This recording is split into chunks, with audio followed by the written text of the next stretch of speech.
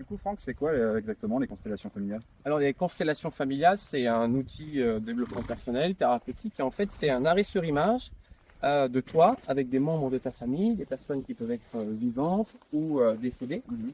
C'est une façon, en fait, de régler avec cet outil des liens, des choses qui n'ont pas été dites, des conflits, des traumatismes. C'est comme un théâtre vivant, j'ai envie de dire, une mise en scène, un jeu de rôle. Et c'est un outil qui permet vraiment de s'autoriser à verbaliser des choses. Et la constellation, ça permet vraiment de ressentir une situation, de prendre conscience de tiens, pourquoi il y a tel conflit avec telle personne, avec un parent, avec un proche. C'est prendre conscience que derrière, il se joue autre chose en fait. Et la constellation, c'est comme un théâtre, même si j'aime pas ce mot, mais en fait, se déroule une problématique. La mise en lumière d'une problématique, pour la personne à qui on fait la constellation, va lui permettre de prendre conscience de tiens, ok, il se passe ça avec cette personne parce qu'il y a ça derrière. En fait. C'est vraiment un arrêt sur image par rapport à une problématique à un instant donné. Et ça permet voilà, de comprendre. Et ce qui se joue dans la constellation se joue dans notre véritable vie. Donc c'est toujours intéressant d'aller voir les libérations, les prises de conscience qui arrivent bien après la constellation. Ah, tu veux dire que ça agit même après tout, quoi. Exactement, exactement. Sur le coup, on ne comprend pas trop ce qui s'est passé, parce qu'on est un peu dans l'inconscient, dans la surprise de ce qui se joue et de ce qui vient à la conscience, parce que c'est uniquement de l'inconscient qui se manifeste. Et après, c'est toujours intéressant, après, quelques jours après, ou même quelques mois après, de dire, mais oui, ça, on l'avait joué dans la constellation. Tu vois ce que je veux dire? Tu parles un petit peu de la place des chevaux? Bah, en fait, si tu veux, les chevaux, c'est un animal qui vit avec nous depuis des millénaires. On l'a domestiqué il y a des millénaires. Et les chevaux, dans leur mode de communication, c'est des experts dans la lecture des micro-expressions. Ils lisent à travers nous comme dans un livre ouvert. Du coup, ça en fait un animal qui est vraiment idéal pour toutes les pratiques de développement personnel. Et du coup, bah, là, dans la constellation, ça peut vraiment être un révélateur. Ils viennent vraiment jouer un rôle et ils le jouent à la perfection avec une justesse qui est vraiment équivoque. Et puis, sans l'appréhension et sans la façon d'interpréter de l'humain. D'accord. Et combien de temps tu fais des constelles? Presque 10 ans. Presque 10 ans. Et du coup, dans ta pratique, ça fait des années que tu en fais. Quel rôle viennent jouer les chevaux dans ces constellations avec les chevaux? Leur place, c'est juste incroyable. Moi, des constellations, j'en ai toujours fait avec des humains. Et je connaissais le cheval, mais pas forcément dans ce côté outil thérapeutique. Et pour l'avoir expérimenté, ils sont juste incroyables dans le sens où on n'a même pas besoin de leur dire quel rôle ils jouent, quelle personne ils sont dans la constellation. Le cheval est complètement connecté, en fait. Il arrive à percevoir quelle est la personne, qu'est-ce qui se joue, et il va rentrer en interaction avec la personne à qui on fait la constellation. Et ils ont une place qui est juste, spontanée et directement en lien avec la problématique de la personne. C'est comme tu le disais tout à l'heure, ils sont vraiment, quand ils sont dans le travail, ils sont connectés. Ils sont connectés, ils sont habités. Et avec le cheval, on n'a pas besoin de faire descendre l'âme de la personne quelque part. Ils le captent tout de suite. Ils entendent, ils ressentent la problématique de la personne à qui on fait la constelle. Et tout de suite, ils vont savoir qui ils représentent, qu'est-ce qui doit se jouer. Et ils vont rentrer dans ce théâtre chamanique pour vraiment incarner ce qu'il y a à jouer. Pour toi, les bienfaits de cette constellation, notamment par rapport à la place des chevaux qui jouent? Eh ben écoute, la présence du cheval, ça crédibilise la pratique. Parce qu'en fait, dans les constellations lambda, tu as toujours quelqu'un qui joue. Alors tu peux te dire, bon, il joue le truc. Alors que bah là, comme c'est un cheval, c'est un animal qui vient prendre la place. Je trouve que ça donne une crédibilité à la pratique qui est folle parce que voilà, tu peux pas apprendre à un cheval à jouer la comédie. Exactement. Alors les chevaux, bah, c'est cette neutralité, Ouais. c'est-à-dire qu'il n'y a pas de plan mental, c'est uniquement du ressenti. C'est d'ailleurs pour ça que dans mes constellations, on parle très peu. Tu l'as remarqué, je demande juste aux gens de verbaliser ce qu'ils ressentent pour pas tomber dans le blabla, dans le plan mental, etc. Concrètement, là on a découvert les constellations. Moi je découvre ça, je suis intéressé, j'ai envie de participer, de m'inscrire, ça se passe comment? Alors concrètement, comment ça se passe? C'est sur une journée. Ouais. En ce moment, on est sur une journée par mois.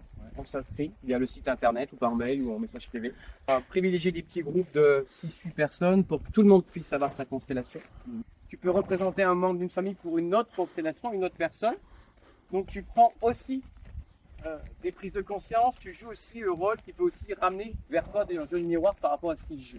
Donc c'est sur une journée avec on va partager le midi, moment de convivialité dans un cadre sécurisant et sécurisé pour tout le monde. Du coup Vivian, pourquoi le 9 équin? Pourquoi votre place avec les chevaux? Pourquoi vous? Il y a de plus en plus de gens qui travaillent avec les animaux.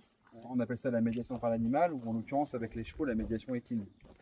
C'est pas le tout d'utiliser un cheval pour utiliser un cheval. il faut avoir des animaux qui sont bien dans leur tête. Pour avoir des animaux qui sont bien dans leur tête, ce qu'il faut, c'est juste que tout le reste soit parfait. Nous, ici, on a vraiment à cœur d'être au plus près des besoins fondamentaux des chevaux. Ici, comme tu as pu le voir, tu as des chevaux qui vivent en troupeau, qui ont la liberté de mouvement, qui ont du foin à volonté, qui mangent quand ils veulent, ils sont à leur propre rythme. Qu'est-ce que ça nous assure? Ça nous assure d'avoir des animaux qui, quand ils sont en train de travailler avec nous, ils sont bien dans leur tête. Ils sont focus et là, on peut vraiment compter sur eux pour donner le meilleur dans la pratique. Du coup, tu nous as parlé de la constellation, mais c'est quoi ta version à toi de la constellation? Alors moi, ma constellation, c'est vrai qu'on en entend beaucoup parler, beaucoup de personnes font des constellations familiales aujourd'hui. C'est autant de musiciens qui jouent une partition, la même partition, mais pas avec la même mélodie. Moi, ma particularité, en toute humilité, c'est le fait d'avoir été initié par les chamans mongols pendant 10 ans. On m'a enseigné ce qu'on appelle l'incorporation d'esprit, c'est-à-dire que pendant la constellation, la personne qui joue un membre d'une famille, avec l'utilisation du tambour, j'arrive à faire descendre l'âme de la personne, ce qui fait que la personne connaît rien à l'histoire, mais va ressentir dans son corps, dans ses mouvements, dans ce qu'elle a envie de verbaliser, exactement ce qui se passe. Donc c'est vraiment une mise en scène, et en tant que chef d'orchestre, on va laisser dérouler ce qui se passe, en termes de ressenti, de perception. Et la constellation, c'est vraiment un outil très puissant, dans lequel il faut vraiment utiliser énormément de prudence, de sécurité, parce qu'on n'a pas affaire à l'esprit, on ne s'adresse pas par exemple à un grand-père ou à une grand-mère, on s'adresse à leur âme, j'ai envie de dire. Parce que le grand-père n'a pas demandé à régler un conflit, tu vois ce que je veux dire.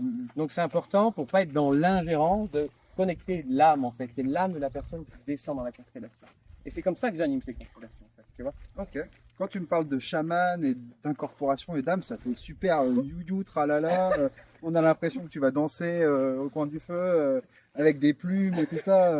C'est comme ça que ça se passe? C'est quoi? Alors non, ça fait partie un peu du mythe du chaman. Quand on ne connaît pas, on pense que je passe mon temps avec des plumes dans le derrière à faire des you-you autour d'un feu avec mon tambour. Ça, je le sais. Mais non, cette initiation avec ces chamans mongols, c'est vraiment quelque chose de concret, de pragmatique. Ça revient dans le corps. Je suis sain de corps et sain d'esprit, j'ai envie de dire. C'est juste une pratique, c'est juste une façon de communiquer avec le monde des esprits, le monde invisible en fait. Mais c'est très accessible, c'est très simple. D'accord. Tu vois, en Mongolie, on va voir un chaman parce que on est malade, parce que le bétail est perdu, c'est très concret. Donc oui, il y a ce côté un peu complètement farfelu, un peu perché, mais non, c'est un outil puissant et mon accompagnement est concret et accessible au plus grand nombre. Je sais pas si on a peur des chevaux. Bah écoute, on a déjà eu le cas en constelle de personnes qui ont peur des chevaux. Et moi, ce que je trouve assez fou dans les constellations familiales, c'est qu'en fait, les chevaux, c'est plus des chevaux. Ça devient vraiment autre chose. C'est difficile de mettre un mot dessus, mais on a eu le cas avec des gens qui avaient vraiment peur des chevaux. Et en fait, comme ça se passe dedans, tu vois plus que c'est des chevaux, ça devient vraiment des acteurs de la constellation. Et au contraire, ça apporte même quelque chose. C'est-à-dire que les gens qu'on a eu qui avaient peur des chevaux, en fait, après la constelle, eh ben, ils se baladaient pour ramener les chevaux auprès, et en fait, ils avaient oublié qu'ils avaient peur des chevaux avant. Dis-moi, Vivian, on m'a dit journée constellation familiale avec les chevaux, c'est quand même pas donné en termes de tarifs. Tu peux m'en dire plus? Bah écoute, j'ai envie de te dire que c'est toujours pareil. Quand il faut investir pour soi, ça a toujours l'air trop cher. Souvent, les gens, s'ils veulent s'acheter un écran plat, ils ne posent pas de questions. Et s'il a 400 € au lieu de 500, bon, c'est une bonne affaire. Alors s'il fallait mettre la moitié de ce prix pour se sentir mieux, et ben tout de suite, c'est plus compliqué. Ce qui est important de voir, c'est pas le temps que tu y passes, c'est pas le fait qu'il y ait 3 professionnels qui travaillent pour toi, que ça monopolise des chevaux ou un espace. Ce qui est important de voir, c'est la valeur que ça apporte. Et la valeur que ça apporte, ça n'a pas de prix. Donc le tarif, finalement, par rapport à ce que tu vas travailler et le résultat que tu vas en sortir, finalement, le tarif, il n'est pas élevé. Tu veux dire? Parce que notre façon d'animer ces constellations familiales avec les chevaux, c'est notre glace à la vanille à nous.